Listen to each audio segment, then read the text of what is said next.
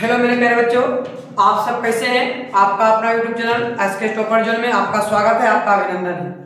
आज हम क्लास 12 के हिंदी सब्जेक्ट को लेकर के आए हैं।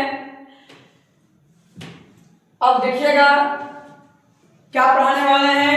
क्लास 12 हिंदी अध्याय 2 चैप्टर कितना पढ़ाने वाले हैं बच्चों। अभी आप लोगों को चैप्टर 2 का क्या है। चैप्टर 2 आपका चंद्रधर शर्मा गुलेरी।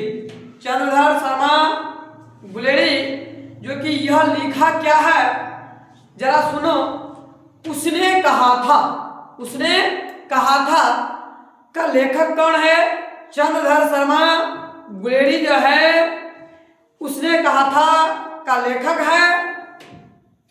अभी हम आपको चंद्रधर शर्मा गुलेरी के जीवन परिचय को बताने वाले हैं और देखिएगा बड़ा मजा आएगा।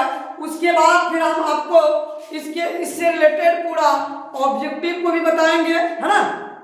और मेरे प्यारे बच्चों, आप लोगों के पास बहुत कम समय है और आप लोगों को पूरे बुक को जो है सब्जेक्टिव विद ऑब्जेक्टिव क्वेश्चन के साथ पढ़ा देंगे ताकि आपको एग्जाम में एक भी क्वेश्चन ना छूटे। और बच्चों, आप मेरे पास पढ़ करके आप उम्मीद करते हैं हम कि आप कम से कम 100 में 90 प्लस नंबर लाना होगा आपको, और लाना ही लाना है ना। और आ भी जाएगा मेरे प्यारे बच्चों अगर आप कंटिन्यू, अगर आप मेरा हमसे जुड़े रहेंगे। अगर जो बच्चे अब तक चैनल को सब्सक्राइब नहीं किए हैं तो चैनल को अभी ही तुरंत चैनल को सब्सक्राइब कर लीजिए, बेल आइकन बटन को दबा दीजिए ताकि आप तक हर एक वीडियो पहुंच सके और आप अपना एग्जाम का अच्छा से अच्छा तैयारी कर सके, है ना। चलते हैं।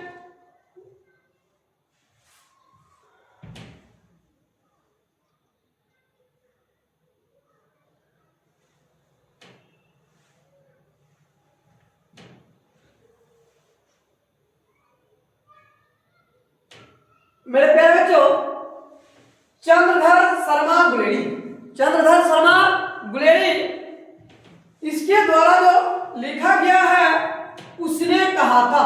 कौन? उसने कहा था का लेखक कौन है? चंद्रधर शर्मा गुलेरी। यह महोदय को जो देख रहे हैं आप लोग ना, यही महोदय कौन है? चंद्रधर शर्मा गुलेरी है मेरे प्यारे बच्चों, है ना। बच्चा पढ़ लीजिए, अभी नहीं तो कभी नहीं, अंत भला तो सब भला। और बाबू पढ़िए, रात दिन एक कर दीजिए। रात में आपको अगर नींद लगता है पढ़ने में तो आप चाय पीजिए और पढ़िए, है ना। जन्म किसका? जन्म चंद्रधर शर्मा गुलेरी का जन्म 7 जुलाई 1883। कब हुआ था उसका जन्म? 7 जुलाई को 1883। कब हुआ था? 1883 ईस्वी को हुआ था। इसका निधन कब हुआ था मेरे प्यारे बच्चों? 12 सितंबर 1922। 12 सितंबर 1922 को इसका क्या होता? निधन हुआ था। 12 सितंबर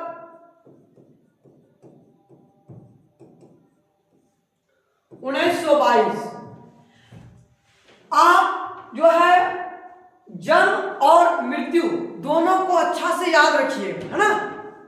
और पूछने वाला इसका जन्म स्थान कहाँ है मेरे प्यारे बच्चों? जयपुर राजस्थान। जयपुर राजस्थान, यानी कि राजस्थान की राजधानी कहाँ है? जयपुर है। राजस्थान की राजधानी क्या है मेरे प्यारे बच्चों? जयपुर। किसकी राजधानी है? राजस्थान की।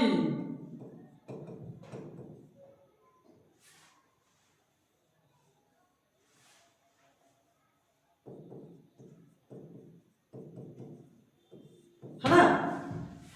यह मूल निवास यानी कि कहां के रहने वाला था? गुलेर नामक ग्राम। गांव का नाम क्या है? गुलेर नामक ग्राम, जिला कांगड़ा, जिला कांगड़ा हिमाचल प्रदेश। कहाँ के रहने वाला था? हिमाचल प्रदेश। इसके पिता का नाम क्या था बच्चों? पंडित शिवराम। क्या नाम था इसके पापा का नाम? पंडित शिवराम।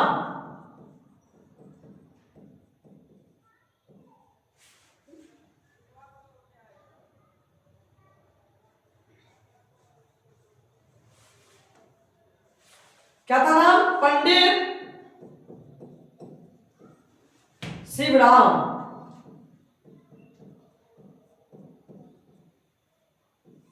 ठीक है।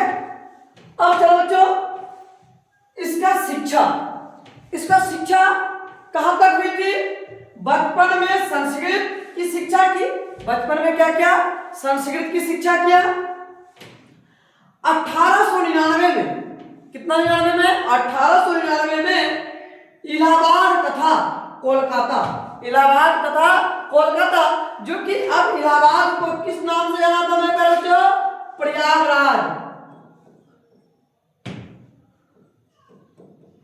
प्रयागराज के नाम से जाना जाता अब इलाहाबाद को। और प्रयागराज में ही कुंभ का मेला क्या हुआ था?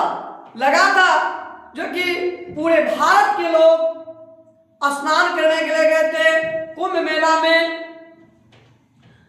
तथा कोलकाता विश्वविद्यालयों से क्रमशः इंटर तथा मैट्रिक 1901 में, कितना में? 1901 में कोलकाता विश्वविद्यालय से ये इंटरमीडिएट 1903 में इलाहाबाद विश्वविद्यालय से बीए किया। यानी कि इंटर की पढ़ाई कोलकाता से और बीए की पढ़ाई इलाहाबाद विश्वविद्यालय से। इलाहाबाद विश्वविद्यालय मेरे प्यारे बच्चों बहुत प्रसिद्ध विश्वविद्यालय है। यानी कि आप लोग जिस प्रकार कोई पटना यूनिवर्सिटी में पढ़ता है, कोई पूर्णिया यूनिवर्सिटी में पढ़ता है, कोई मगध यूनिवर्सिटी में पढ़ता है, तो कोई नालंदा ओपन यूनिवर्सिटी में पढ़ता है, तो कोई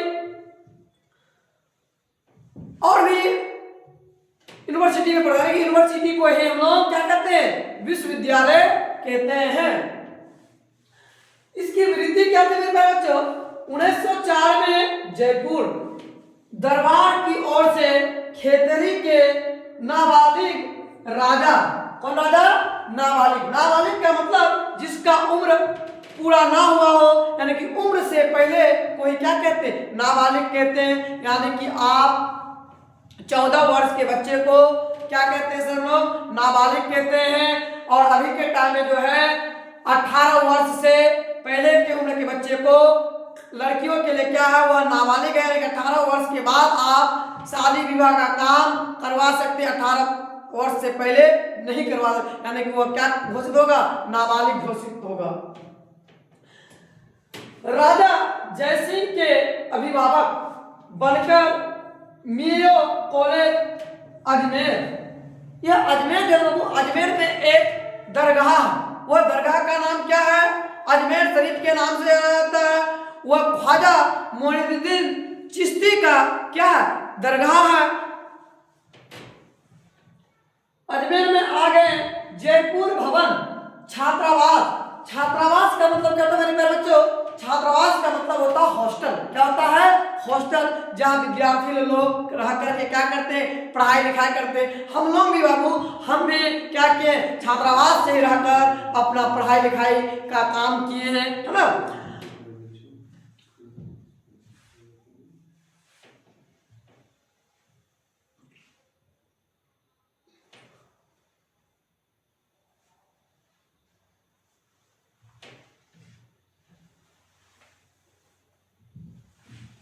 अधीक्षक 1916 में संस्कृत विभाग के अध्यक्ष। किस विभाग के? संस्कृत विभाग के कौन क्या बने? अध्यक्ष। अंतिम दिनों में मदन मोहन मालवीय के निमंत्रण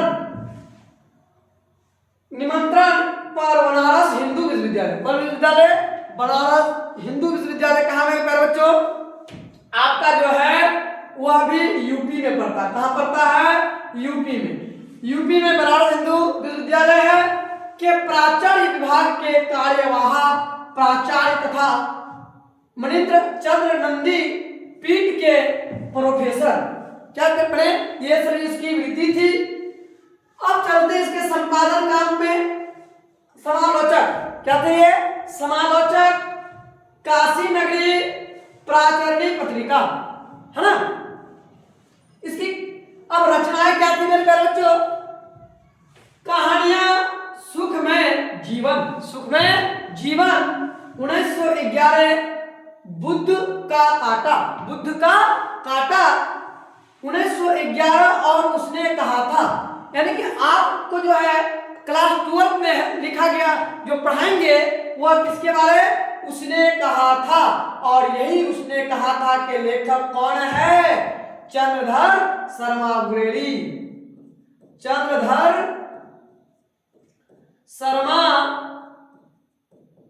गुलेरी। क्या मेरे प्यारे बच्चों? चंद्रधर शर्मा गुलेरी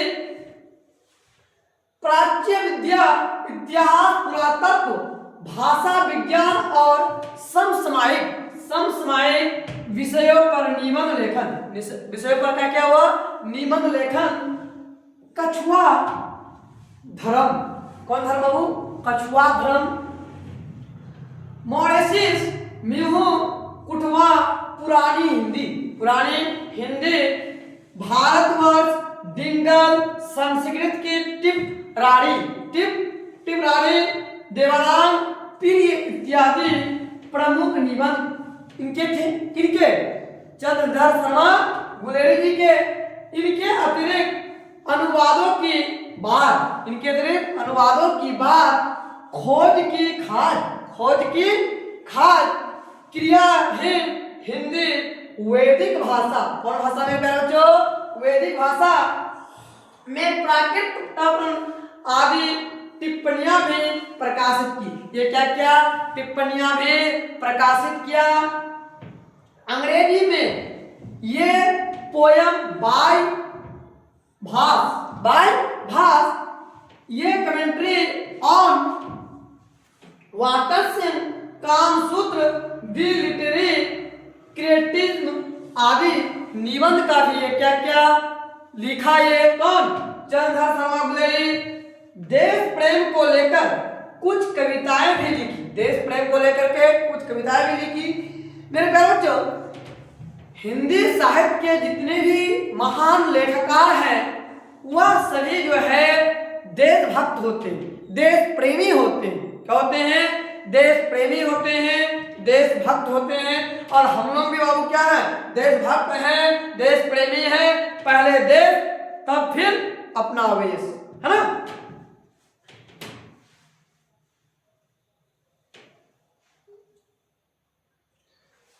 चंद्रधर शर्मा गुलेरी 20वीं सदी के प्रथम चरण में हिंदी गद्य साहित्य के एक प्रमुख लेखक थे। क्या था जो ये? एक प्रमुख लेखक थे। वे अपने समय में हिंदी, संस्कृत, अंग्रेजी आदि भाषाओं के प्रकांड क्या थे? विद्वान थे। बच्चों, विद्वान ऐसे नहीं बन जाते हैं। वह कई रातों को खोया है, रात भर मेहनत करनी पड़ती है, तभी जाकर के वह आज जो हम उसके बारे में पढ़ रहे हैं, हम लोगों को लगता है क्या क्यों ऐसे बन गया है विद्वान, भगवा सब ऐसे विद्वान बनता है जी। क्या कर रहे हो लोग?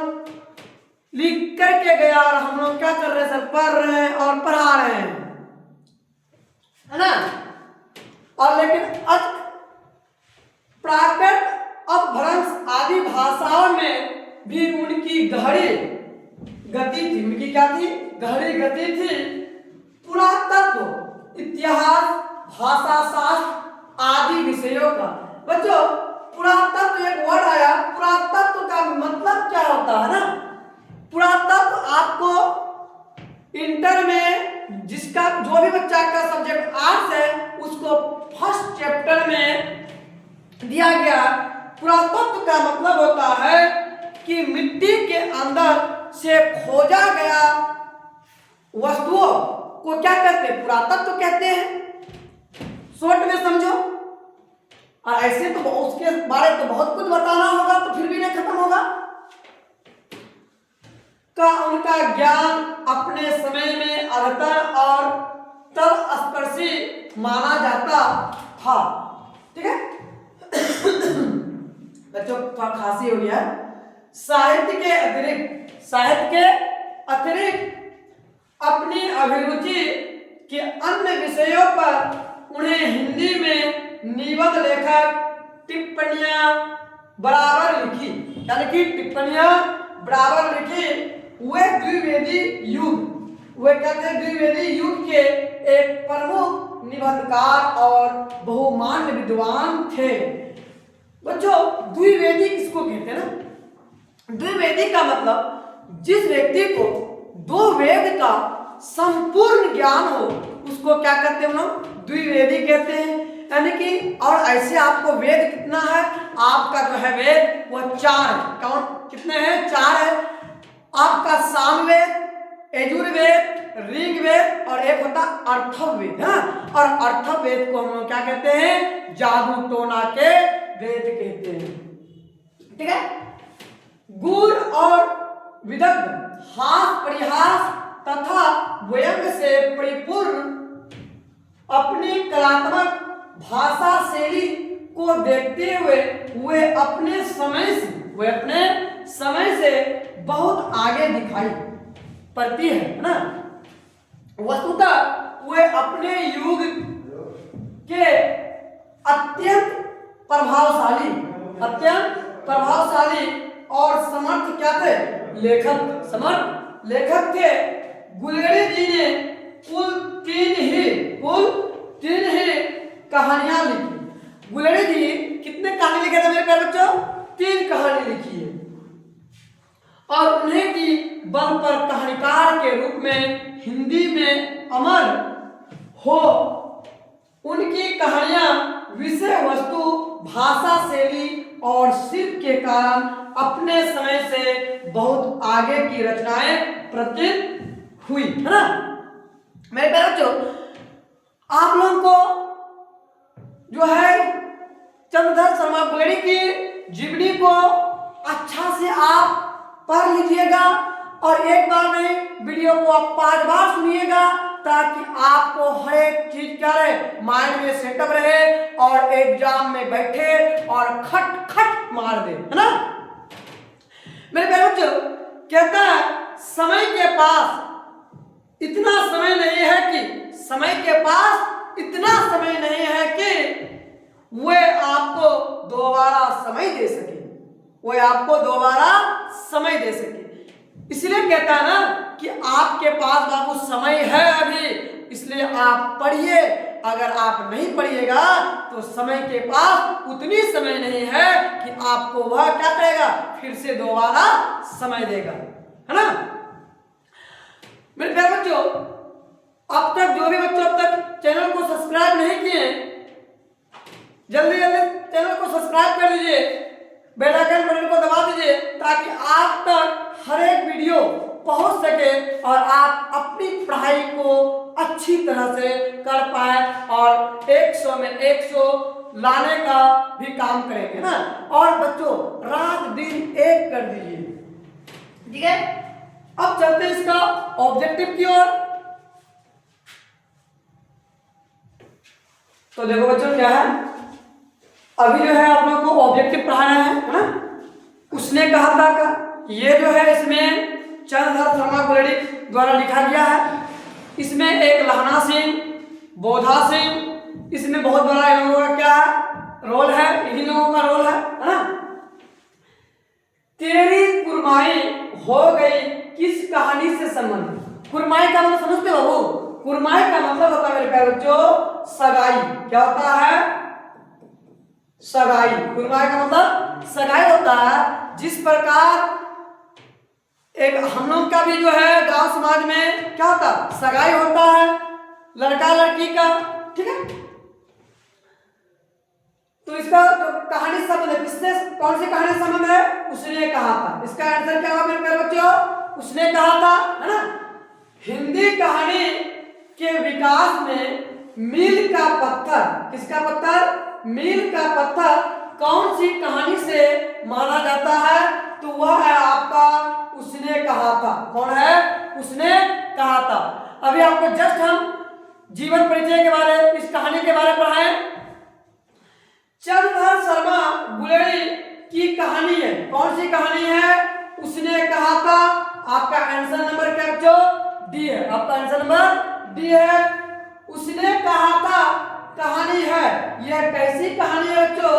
यह जो है आपका युद्ध की कहानी भी है, दिव्य प्रेम की भी कहानी है और प्रेम पर बलिदान होने की भी कहानी है। यानी कि आपका आंसर नंबर डी होगा। क्या होगा मेरे प्यारे बच्चों?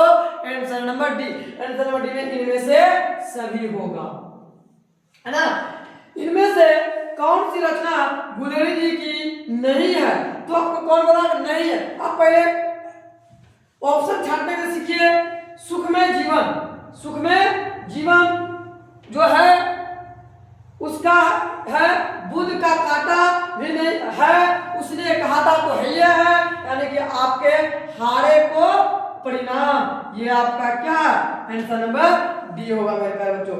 उसने कहा था किस प्रकार की कहानी है? किस प्रकार की कहानी है? तो वह है आपका चरित्र प्रधान। क्या मेरे प्यारे बच्चों? चरित्र प्रधान है। आंसर नंबर डी है, ठीक है। उसने कहा था कहानी के नायक कौन है मेरे प्यारे बच्चों? तो आपका है वह नायक कौन है? बोधा सिंह है। कौन है? बोधा सिंह इसका नायक है ना। कौन है? बोधा सिंह, ठीक है। उसने कहा था किस वर्ष की रचना है? यह जो है मेरे प्यारे बच्चों 1920 वर्ष की रचना है। कब का है? 1920 का, 1920 का, ठीक है।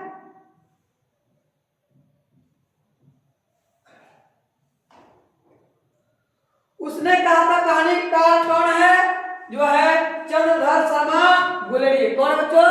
चंद्रधर शर्मा गुलेरी, ठीक है। लहरा किस कहानी का पात्र है? लहरा किस कहानी का पात्र है मेरे बच्चों?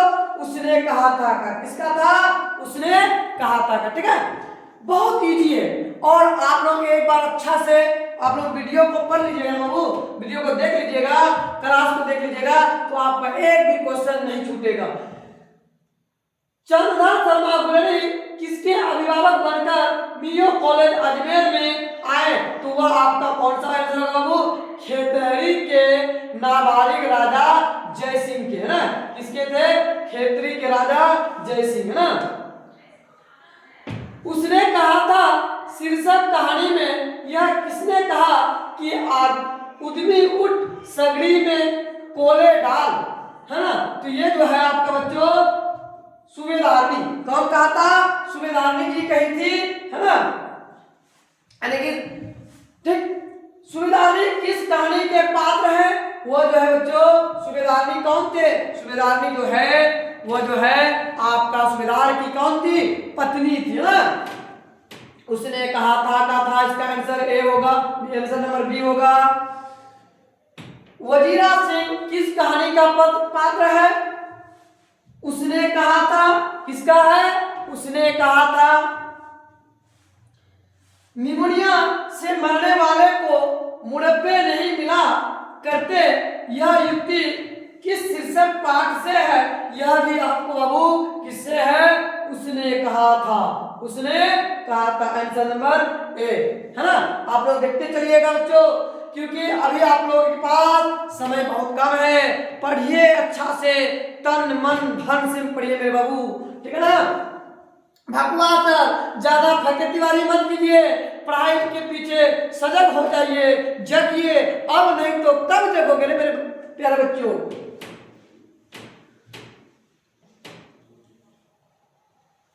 क्वेश्चन नंबर 16 बच्चों, देखते नहीं यह रेशम से कड़ा हुआ सालू, यह पंक्ति किस शीर्षक कहानी की है? जो है ये बच्चों आपका आंसर नंबर सी होगा। उसने कहा था रेशम से काढ़ा। काढ़ा का मतलब समझ रहा वो जिस प्रकार साड़ी में या चादर में भी क्या होता है बच्चों, जैसे कि मेरा मान लो ये आपका क्या है, ये मेरा मफलर है, ये मफलर में जो यहाँ पर कढ़ाई क्या हो रहा था ना हम लोग, उसी को क्या कहते हैं, काढ़ा बोलते हैं। क्या बोलते हैं? काढ़ा बोलते हैं। चादर में भी रहता है, साड़ी में भी रहता है। उसने कहा था शीर्षक कहानी में पहलूराम कौन था? पहलूराम कौन था? तो वह था बाबू चौकीदार। कौन था मेरे प्यारे बच्चों? चौकीदार था। आपको इस चैप्टर में टोटल 17 ऑब्जेक्टिव कराए मेरे प्यारे बच्चों। कैसा लगा आप लोगों को कमेंट में जरूर बोलिएगा, ताकि आपको फिर कल की जो क्लास होगी बच्चों, कल चैप्टर 3 को लेकर के आएंगे, है ना। और आज की क्लास यहीं तक समाप्त करते हैं बच्चों। मेरे प्यारे बच्चों, आप लोगों के लिए एक लाइन बता रहे हैं। अगर कोई रास्ता आपको डरा रहा है, अगर कोई रास्ता आपको डरा रहा है, तो समझ लेना आगे बहुत बड़ी सफलता मिलने वाली है, इंतजार कर रही है। यानी कि बहुत बड़ी सफलता आपको इंतजार कर रही है, इसलिए घबराना नहीं, क्योंकि आपको बहुत कुछ आगे करना है और आपको अच्छा से अच्छा मार्क्स लाना है, क्योंकि आपका माँ और बाप का जो है क्या होगा, सीना जो है गर्व से चौड़ा होगा। और जो है मेरे प्यारे बच्चों, आप लोग पढ़िए सब, है ना, ज्यादा फकीतीबाजी मत कीजिए। अभी कुछ दिन के लिए मोबाइल को जो है ना हेलो हाय वाला काम नहीं कीजिए, क्योंकि आजकल का बच्चा जो है ना खाते ठंडी का मौसम है, रजाई के भीतर घुस जाता है और चैटिंग करता है, हेलो हाय करता। बच्चों आज अभी नहीं कीजिए, क्योंकि वही जो है वही लड़की आपको क्या होगा, जब तुम कुछ कामयाब नहीं बन पाओगे, वही लड़की आपको छोड़कर चला जाएगा। इसलिए बच्चों, क्योंकि आप लड़कियों के पीछे मत भागिए, आप अपने कैरियरों के पीछे भागिए। बच्ची सब तुम लोगों को भी बोल रहे हैं, बाबू पढ़ लीजिए अच्छा से, जो है ना, तब जाकर के आपको अच्छे से अच्छा लड़का मिलेगा, ठीक है। इसलिए जो है पढ़िए, मेरा एक ही कहना है, सिर्फ पढ़िए। तो आज जो बच्चे अब तक मेरे चैनल को सब्सक्राइब नहीं किए हैं, चैनल को सब्सक्राइब कीजिए, बेल आइकन बटन को दबा दीजिए, ताकि आप तक हर एक वीडियो पहुंच सके मेरे प्यारे बच्चों। और आज की कार्रवाई यहीं तक समाप्त करते हैं, फिर मिलते हैं कल आप लोगों के साथ। जय हिंद, जय भारत।